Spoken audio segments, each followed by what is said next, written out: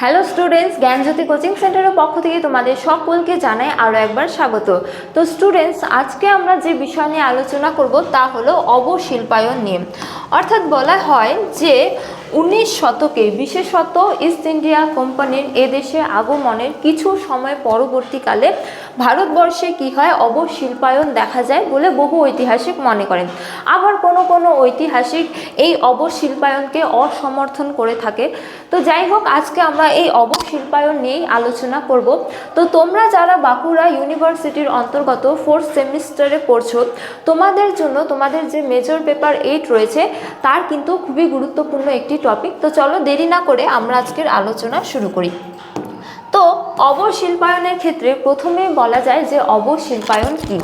তো এক্ষেত্রে বলা হয় যে কোনো একটি দেশে প্রথম দিকে যদি শিল্পের উন্নতি দেখা যায় এবং তার কিছু সময় পরবর্তীকালে যদি সেই শিল্পের উন্নতির পরিবর্তে ধীরে ধীরে অবনতি ঘটতে থাকে, তখন তাকে কি বলা হয়, অবশিল্পায়ন বলা হয়।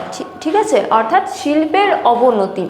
তো দেখো, এক্ষেত্রে বলা হয়েছে যে 19 শতকে ভারতের অবশিল্পায়ন বলতে উপনিবেশিক শাসনের ফলে ভারতীয় ঐতিহ্যবাহী শিল্প ও কারুশিল্পের অবক্ষয়কে বোঝানো হয়। অর্থাৎ ইস্ট ইন্ডিয়া কোম্পানির এদেশে আগমনের পরবর্তীকালে তারা বিভিন্ন নীতি প্রণয়ন করেছিল, বা বলা যায় শোষণ নীতি, রাজস্ব নীতি, আরও অনেক কিছু, যার ফলে কি হয়, ধীরে ধীরে ভারতবর্ষের যে ছোট ছোট শিল্প যেমন কারুশিল্প, হস্তশিল্প বা অন্যান্য শিল্পগুলো কি হয়, ধীরে ধীরে অবনতি ঘটতে শুরু করে, যার ফলে কি বলা হয়, সেই সময়কালকে অবশিল্পায়ন বলে ধরা হয়। ঠিক আছে, তো দেখো বলা হয়েছে যে এটি বিশেষভাবে ঘটে ব্রিটিশ ঔপনিবেশিক অর্থনৈতিক নীতির কারণে, যা ভারতীয় হস্তশিল্প ও ক্ষুদ্র শিল্পকে ধ্বংসের দিকে ঠেলে দেয়।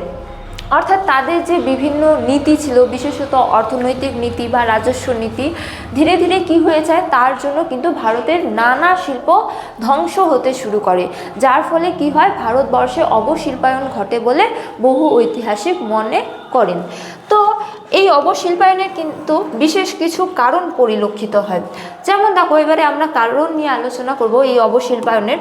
দেখো, এক্ষেত্রে প্রথমে বলা হয়েছে যে ব্রিটিশ ম্যানুফ্যাকচার পণ্যের আধিপত্য, অর্থাৎ শিল্প বিপ্লবের ফলে ব্রিটেনে উৎপাদিত সস্তা মেশিনের তৈরি কাপড় ও অন্যান্য সামগ্রী ভারতীয় বাজারে প্লাবিত হয়, যা স্থানীয় হস্তশিল্পকে ধ্বংস করে।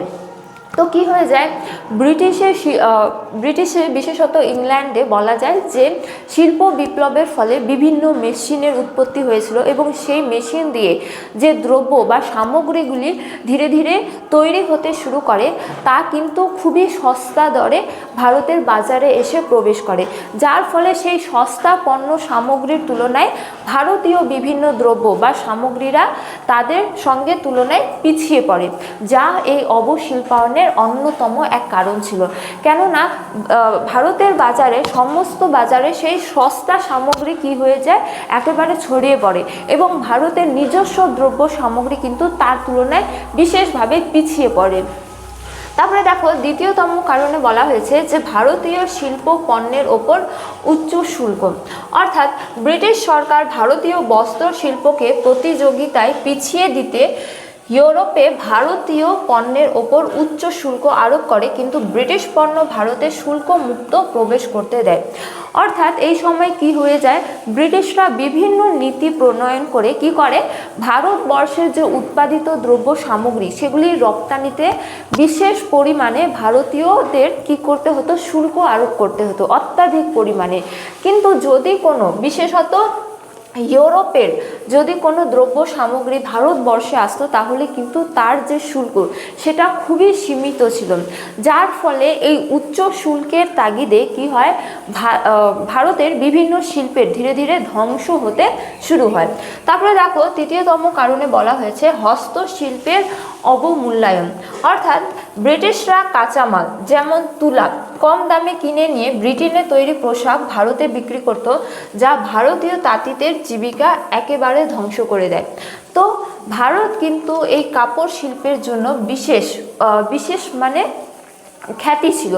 কিন্তু কি হয়, ব্রিটিশরা ভারত থেকেই সেই কাঁচামাল, বিশেষত এই যে তুলো, তা কিন্তু তারা ক্রয় করতো কম দরে, কিন্তু সেখানে ইংল্যান্ডে নিয়ে গিয়ে মেশিনের দ্বারা তাকে আরও কাপড়ে বুনে কিন্তু সেগুলো ভারতের বাজারে উচ্চ দরে কী করতো, বিক্রি করতো। যার ফলে একদিক থেকে তারা যেমন মুনাফা অর্জন করত, অন্যদিকে ভারতীয় তাঁতিরা কিন্তু তাদের থেকে কি হয়ে যায়, পিছিয়ে পড়ে। ঠিক আছে, কেননা তারা নিজেদের হাতে দিয়ে তৈরি করতো, যার ফলে তাদের অত্যাধিক পরিমাণে সময়ও লাগতো, তাদের হচ্ছে যে অনেক কষ্ট করেও করতে হতো, কিন্তু মেশিনে সেখানে খুব কম সময়ে এবং উন্নত মানের কি হয়ে যেত, উৎপন্ন হয়ে যেত খুব কম সময়ে, যার ফলে তার কি ছিল, মূল্য একেবারে সীমিত ছিল। এবং ভারতের এই তাঁতিদের তৈরি কাপড় যেহেতু উচ্চ দরে ছিল, তাই তা কিন্তু প্রতিযোগিতায় পিছিয়ে পড়ে ইংল্যান্ডের থেকে। তারপরে দেখো বলা হয়েছে যে রেলপথের প্রসার। এক্ষেত্রে বলা হয়েছে যে রেলপথ তৈরি হলে ব্রিটিশ তৈরি পণ্য সহজেই ভারতের অভ্যন্তরের বাজারে প্রবেশ করে, যা স্থানীয় উৎপাদকদের প্রতিযোগিতায় অযোগ্য করে তোলে। তো এই সময়কালে রেলপথ নির্মাণের ফলে খুব সহজেই ইংল্যান্ডের তৈরি বিভিন্ন দ্রব্য সামগ্রী বা শিল্পর দ্বারা তৈরি বিভিন্ন দ্রব্য সামগ্রী ভারতের বাজারে খুব সহজেই এসে পড়তো, যার ফলে তাদের কোনো কিন্তু অসুবিধা হতো না। তারপরে দেখো বলা হয়েছে যে ঔপনিবেশিক অর্থনৈতিক শোষণ। তো কি হয়, কৃষি নির্ভর অর্থনীতিকে জোরদার করার জন্য ব্রিটিশরা শিল্পের বিকাশ না করে কাঁচামাল উৎপাদনকে উৎসাহিত করেছিল। অর্থাৎ কি, এদেশ থেকে তারা কিন্তু কাঁচামাল ক্রয় করত, কিন্তু সেই কাঁচামালকে ভারতে, বিশেষত আমাদের দেশেরই উন্নতির পক্ষে তারা কিন্তু কাজে লাগাতো না, বরং তারা নিজ দেশের উন্নতির দিকে সেই কাঁচামালকে কাজে লাগাতো। ফলে কি হয়ে যায়, ভারত ধীরে ধীরে এক শিল্পকেন্দ্রিক দেশ থেকে কাঁচামাল সরবরাহকারী দেশে পরিণত হয়ে যায়। ফলে বলা হয় যে বিভিন্ন কারণে এই সময়কালে কি হয়ে যায়, ভারতের শিল্প ধীরে ধীরে অবনতি হতে শুরু করে এবং ভারত এক কৃষি কেন্দ্রিক দেশে পরিণত হয়ে যায়। তো দেখো, এই অবশিল্পায়নের একাধিক ফলাফলও পরিলক্ষিত হয়। যেমন বলা হয় যে ভারতীয় তাঁত, ধাতুকর্ম বা অন্যান্য যে শিল্পগুলো ছিল, ছোট ছোট শিল্প, হস্তশিল্প, কারুশিল্প, সেই শিল্পগুলো ধীরে ধীরে কি হয়ে যায়, অবনতি ঘটে। এবং এছাড়াও কি হয়ে যায়, প্রচুর কারিগর বা শিল্পী তাদের জীবিকা হারিয়ে কৃষিতে আশ্রয় নিতে বাধ্য হয়, যা কৃষি ক্ষেত্রে জনসংখ্যার চাপ বাড়ায়। ধীরে ধীরে বিভিন্ন শিল্পীরা কি হয়ে যায়, কৃষকে পরিণত হয়ে যায়। তারা বিশেষত কৃষিকাজে মনোনিবেশ করতে শুরু করে বা তাদের জীবিকাকে কৃষি হিসেবে বেছে নেয়। তারপরে দেখো, এছাড়াও বলা হয় যে ভারতের অর্থনীতি এককভাবে কৃষির ওপর নির্ভরশীল হয়ে পড়ে, যা দারিদ্র্যের মূল কারণ হয়ে ওঠে।